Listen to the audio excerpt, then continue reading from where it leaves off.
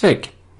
Mēs šajā video sērijā apskatīsim vielas sildīšanu no cieta stāvokļa līdz pat gāzes stāvoklim. Konkrētāk mēs apskatīsim ūdeni un sāksim ar to, ka tas ir pilnībā sasalis un tā molekulas ir cieši viena pie otras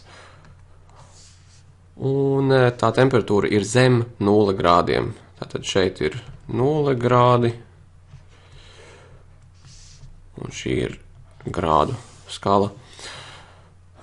Un mums ir paies laiks, kamēr mēs pievedīsim pietiekami daudz siltuma daudzumu, līdz tas ir sasniedzis 0 grādus. Bet tas joprojām nepārvēršas par ūdeni, jo ir jāpievada joprojām siltuma daudzums, kas nodrošinās to, ka viņš pārvēršas par ūdeni. Momentā, kad temperatūra ir tuvu nulai, molekulas sāk uztēsties arvien ātrāk, un mums ir jāpievada noteikts siltuma daudzums, līdz tas pārvērtīsies par šķidrumu. Tātad mums paies tik daudz laika. Un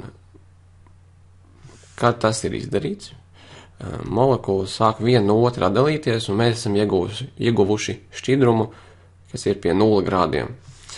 Tad mēs turpināsim viņu sildīt, paies laiks, mēs sildam, un tas būs jau sasniedzis vārīšanās temperatūru, kas ir 100 grādi, jo mums ir ūdens. Ja mēs esam ieguvuši 100 grādus, tas uzreiz nepārvēršās par tvaiku.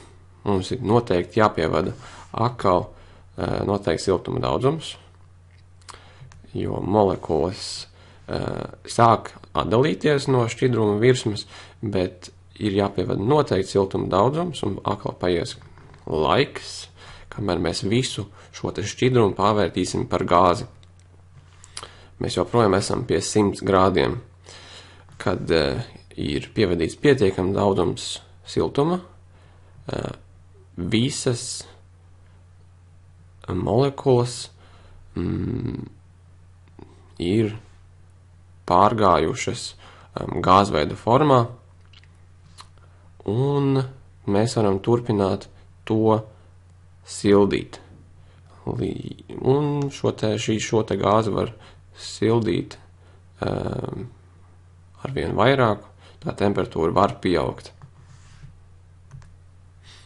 Un attālums starp šīm te molekulām arvien vairāk sāk pieaugt, jo lielāka ir šī te temperatūra. Mēs risināsim uzdevumus, kas sāksies ar to, ka mēs sāksim ar cietu vielu, nokļūsim līdz gāzveida vielai, un pēc tam iesim atpakaļ no gāzveida vielas uz augstu vielu.